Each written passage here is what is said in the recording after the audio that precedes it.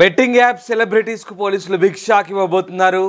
ఆధారాలు దొరికితే కనుక బిఎన్ఎస్ సెక్షన్ 108 కింద దాదాపు 10 ఏళ్ల జైలు శిక్ష పడే అవకాశం ఉంది. సరైన ఆధారాల కోసం పోలీసులు వెతుకుతున్న పరిస్థితి కనబడుతోంది. ఇప్పటికే బెట్టింగ్ యాప్స్ వలలో పడి చాలామంది మానసిక క్షోభ అనుభవించారు. అంతేకాదు చాలామంది కొంతమంది ఆత్మహత్యలు కూడా చేసుకున్నట్టుగా తెలుస్తోంది. వీటన్నిటికీ కారణం ఈ సెలబ్రిటీస్ చేసిన ప్రచారంగానే భావిస్తున్నారు. సెలబ్రిటీస్ కావచ్చు, యూట్యూబర్లు, కొంతమంది యాంకర్లు, ఇలా వీళ్ళంతా కూడా బెట్టింగ్ యాప్స్ని ప్రమోట్ చేస్తూ చేసిన ప్రచారం దీని కారణంగా ఎంతమంది ఆర్థికంగా చితికిపోయారు, అలాగే మానసికంగా కుంగుబాటుకు గురై ఆత్మహత్యలు చేసుకున్నారనే కోణంలో ప్రస్తుతం పోలీసులు అయితే ఆరా తీస్తున్నారు. మరోవైపు ఈడీ కూడా రంగంలోకి దిగింది. ఈ రకంగా ఎంతమంది వీళ్ళ వల్ల బలైపోయారు, జీవితాలు నాశనం చేసుకున్నారనే కోణంలో అయితే ప్రస్తుతం ఆరా తీస్తున్నారు. ఆధారాలు దొరికితే కనుక 108 సెక్షన్ బిఎన్ఎస్ సెక్షన్ 108 కింద 10 ఏళ్ళు లోపలేసే అవకాశం ఉంది. వీళ్ళ వల్ల చాలామంది జీవితాలు నాశనం చేసుకున్న విషయాన్ని ఇప్పుడిప్పుడే బయటికి తీస్తున్నారు, చాలా అంశాలను కూడా.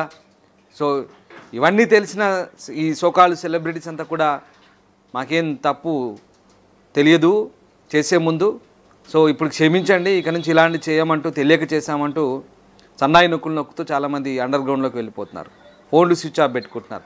సో వీళ్ళందరినీ కూడా వెతికే పనిలో ప్రస్తుతం పోలీస్ టీం పనిచేస్తుంది. దాదాపు 11 మంది సెలబ్రిటీస్ని గుర్తించారు. ఇంకా వాళ్ళ సెలబ్రిటీస్ అని మనం ఎందుకు అనాలో అర్థం కావడం లేదు, కానీ వాళ్ళు సోకాల్డ్ సెల్ఫ్ అనౌన్స్డ్ సెలబ్రిటీస్గా మనం ఇక్కడ పరిగణించాల్సి ఉంటుంది.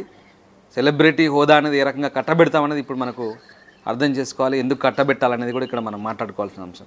సో ఏదేమైనా సరే మొత్తం మీద ఈ 11 మంది యూట్యూబర్లు అండ్ యాంకర్సు, సోకాల్డ్ చిన్న చిన్న ఆర్టిస్టులు ఎవరైతే ఉన్నారో ఈ పనికి మాలిన దందా చేస్తూ సెలబ్రిటీలుగా చలమని అవుతున్న వీళ్ళందరినీ కూడా ఇక వీళ్ళ ఆట కట్టించేందుకైతే పోలీసులు రెడీ అయ్యారు. జీవితాలతో ఆడుకున్న ఈ 11 మంది, ఇంకా చాలామంది ఉన్నారు, 11 మందినే కాదు, అమాయకుల జీవితాలతో ఆడుకున్న వీళ్ళను 10 ఏళ్ల పాటు జైలు శిక్ష వేసేందుకైతే సిద్ధమవుతున్నట్టుగా తెలుస్తుంది. మా కొలీగ్ ప్రవీణ్ జైన్ అవుతున్నారు. ప్రవీణ్, బెట్టింగ్ యాప్స్ను ప్రమోట్ చేసిన ఈ 10 మంది పనికి మాలినోళ్ళు, దాదాపు సెలబ్రిటీలు అనకూడదు, ఇప్పుడు నేను పనికి మాలినోళ్ళు అంటున్నాను, వీళ్ళందరినీ కూడా 11 మందిని ఎన్ని సంవత్సరాల లోపలేస్తారు?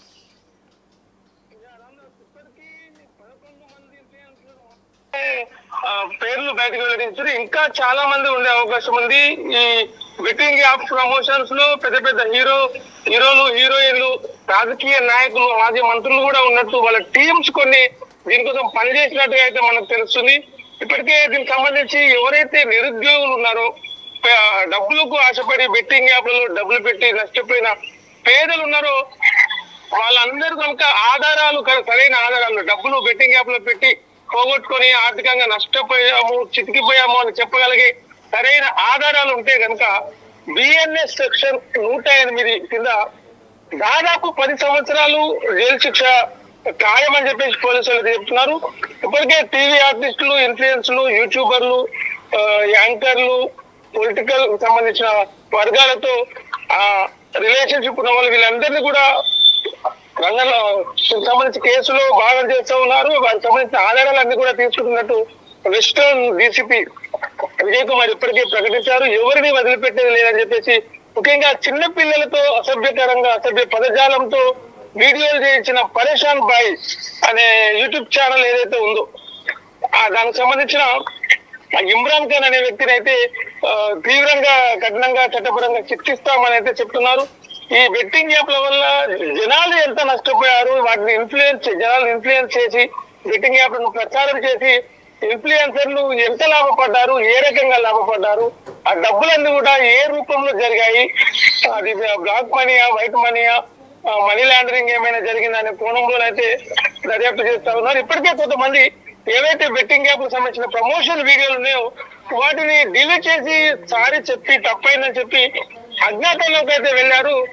పోలీసులు సరికొత్త సెక్యూరిటీ, సైబర్ సెక్యూరిటీ టూల్స్ ద్వారా డిలీట్ చేసిన వీడియోలను కూడా తెప్పించి వారిని విచారించే దిశగానైతే ప్రయత్నాలు చేస్తూ ఉన్నారు. ఇప్పటికే నిన్న సాయంత్రం విష్ణుప్రియను పంజాగుట్ట పోలీసులు విచారణ పిలిచారు. ఆమెతో పాటు మంచు లక్ష్మితో పాటు మంచు లక్ష్మి పేరు కూడా ప్రధానంగా వినిపిస్తుంది. దాంతో పాటు ఇతర మరికొంతమంది సినిమా నటీనటులు కూడా ఈ బెట్టింగ్ యాప్ ప్రమోషన్స్ లో పాల్గొన్నట్టు వాళ్ళ పేర్లు కూడా త్వరలో బయటకు వచ్చే పేర్లు వీడియోలు కూడా బయటకు వచ్చే అవకాశం అయితే ఉంది. ఇలాంటి పరిస్థితుల్లో కూడా బెట్టింగ్ యాప్లను ప్రమోట్ చేసి పేదలను, నిరుపేదలను, అమాయకులను గుట్టలో వేసి బెట్టింగ్ యాప్లకు బలి చేసిన వారిని వదిలిపెట్టబోమని అయితే చెప్తున్నారు. దాదాపు ఆధారాలు చూపించగలిగితే, డబ్బులు ట్రాన్సాక్షన్ జరిగినట్టు, నష్టపోయినట్టు ఆధారాలు చూపించగలిగితే 10 ఏళ్లు కఠినంగా జైలు శిక్ష వేసే అవకాశం అయితే ఉందని వెస్టర్న్ డీసీపీ విజయ్ కుమార్ అయితే చెప్తున్నారు. రామ్ గారు, right, yes, thanks for the update Praveen. So ఇది మొత్తం మీద బిఎన్ఎస్ సెక్షన్ 108 కింద ఆధారాలు దొరికితే కనుక 10 సంవత్సరాల జైలు శిక్ష ఖాయమంటున్నారు. వీళ్ళంతా కూడా ఇన్ఫ్లుయెన్సర్లుగా చెప్పుకుంటారు, సెలబ్రిటీలుగా చెప్పుకుంటారు, సోషల్ మీడియాలో చలామణి అవుతూ నీతులు చెప్తుంటారు. కానీ చేసేటి మాత్రం ఇలాంటి దుర్మార్గ పనులు, అమాయకుల జీవితాలతో ఆడుకుంటారు. అందుకే ఇది తెలిసిన తర్వాత, బయటపడ్డ తర్వాత ఎంతమంది అభిమానించారో అంతమంది ఇప్పుడు మీవి ఒక బతుకులేనా అంటూ ఉమ్ముతున్న పరిస్థితి కనబడుతుంది. ప్రాణాలను పణంగా పెట్టారు. వీళ్ళు నమ్ముకున్న ఫ్యాన్స్ ప్రాణాలను పణంగా పెట్టారు. చాలామంది వీళ్ళతో ఇన్ఫ్లుయెన్స్ అయ్యారు. ఎలా ఇన్ఫ్లుయెన్స్ అయ్యారంటే ఇలా ఈ బెట్టింగ్ యాప్ల ద్వారా ఇన్ఫ్లుయెన్స్ అయ్యారు. అంతేగాని వీళ్ళు సమాజాన్ని ఉద్ధరించింది ఏం లేదు. అక్రమంగా సంపాదించిన ఆ డబ్బుతో జల్సాలు చేస్తూ సోషల్ మీడియాలో ఫోజులు కొట్టుకుంటూ తిరిగే ఇలాంటి వాళ్ళందరినీ కూడా ఏమనాలి? వీళ్ళవి ఒక బతుకులేనా? ఇలాంటి వాళ్ళ వల్ల సమాజానికి ఏం ఉపయోగం అనేది ఇప్పుడు పెద్ద చర్చ. పైగా మేము తెలియక చేశామంటే ఇప్పుడు స్టేట్మెంట్లు ఇస్తున్నారు, వీడియోలు రిలీజ్ చేస్తున్నారు. సిగ్గుండాలి అలాంటి స్టేట్మెంట్లు ఇవ్వడానికి. బెట్టింగ్ యాప్స్ ద్వారా వేలకు కోట్లు సంపాదిస్తున్నప్పుడు తెలియక చేయడం ఎలా అవుతుంది? సో ఖచ్చితంగా వీళ్ళందరిపైన కఠిన చర్యలు తీసుకోవాలంటూ డిమాండ్లు అయితే వస్తున్నాయి. భవిష్యత్తులో ఇలాంటివి సోకాల్డ్ ఇన్ఫ్లుయెన్సర్గా చెప్పుకొని సెలబ్రిటీ ముద్రతో సమాజంలో చలామణి అవుతున్న ఇలాంటి వాళ్ళందరినీ కూడా కఠినంగా శిక్షించాలంటే ప్రస్తుతానికైతే డిమాండ్లు అయితే వస్తున్నాయి.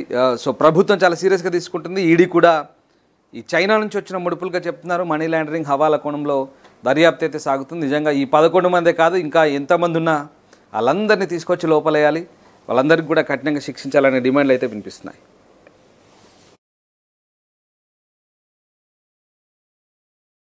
ప్రపంచంలో ఏ మూల ఏ క్షణం ఏం జరుగుతుందో వేగంగా తెలుసుకోవడానికి తొలి వెలుగు వాట్సాప్ ఛానల్ని ఫాలో చేయండి.